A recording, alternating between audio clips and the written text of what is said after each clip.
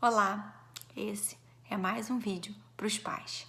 Colossenses 3:2 diz: mantenham os pensamentos nas coisas do alto, não nas coisas terrenas. Hoje eu quero conversar com você que é pai e mãe sobre a importância de você ter conversas espirituais com os seus filhos. O processo de aprendizagem das crianças, na grande parte das vezes, é orgânico, durante o dia a dia. E a palavra do Senhor já disse isso em Deuteronômio 6, quando nos orientou a falar sobre as palavras de Deus. Enquanto a gente estiver andando, sentado, em casa, ao deitar e ao se levantar. Então, é muito importante que você tenha conversas espirituais com o seu filho no momento formal, como o do culto doméstico, mas também em todo o momento. Indo para o balé, tomando banho, fazendo um passeio numa trilha, em qualquer momento. E é bacana que a gente percebe que quando essas conversas com conteúdos espirituais acontecem de forma natural, a própria criança traz para você. Muitas vezes eu estou conversando um conteúdo espiritual com minha filha e às vezes eu nem lembro como foi parar naquele assunto, ou muitas vezes de repente ela me pergunta ou ela compartilha alguma associação, algum pensamento que ela mesmo fez, porque esse caminho está aberto.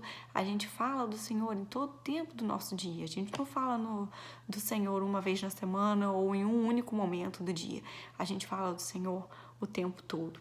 Eu trouxe aqui alguns exemplos para mostrar para você como eu faço isso e de repente isso pode te dar alguma ideia.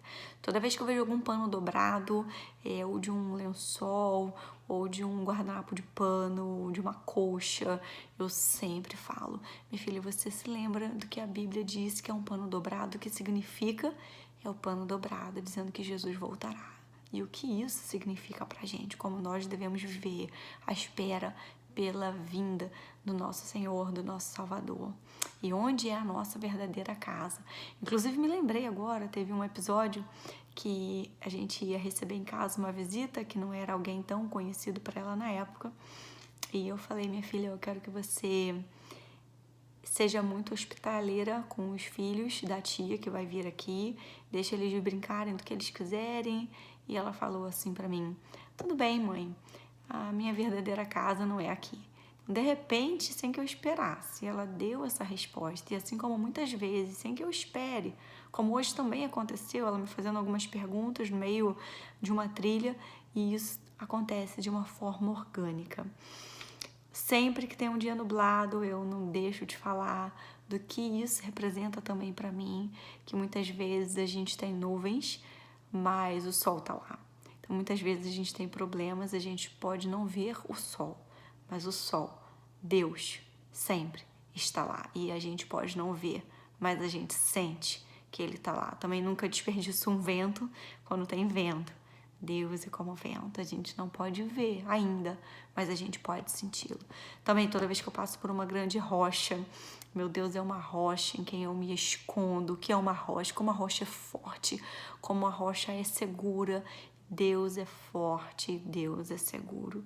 Quando a gente perde alguma coisa e a gente procura, e a gente também se lembra da parábola da ovelha perdida, do filho pródigo, da dracma perdida, como é bom encontrar algo que estava perdido. Qual é a felicidade do Senhor quando encontra um filho que está perdido?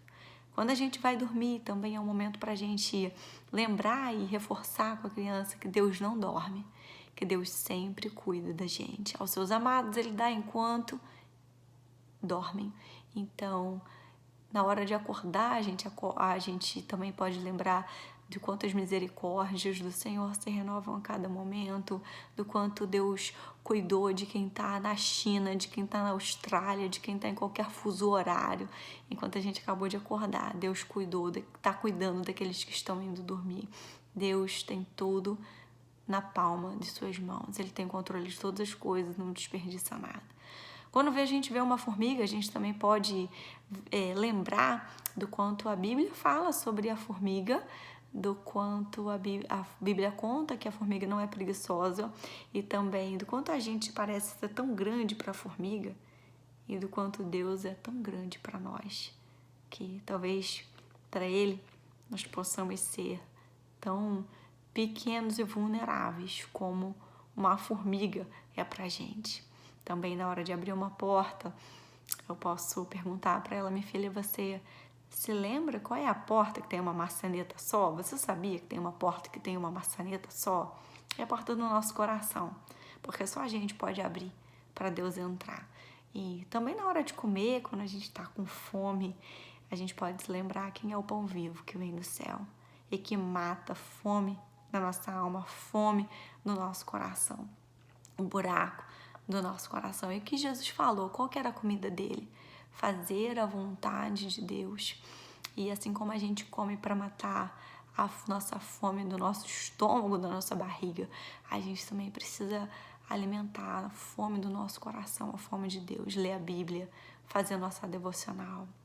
Bom, espero que tenha ajudado você a pensar nesses exemplos e eu realmente quero te encorajar a ter conversas espirituais com o seu filho, com a sua filha, não só no momento do culto doméstico, mas em todo momento. E você vai ver como as crianças respondem, como as crianças vão fazendo associações, como seu filho vai começar a te fazer perguntas de cunho espiritual. De repente, no meio de uma brincadeira, ele vai começar a fazer essas associações também.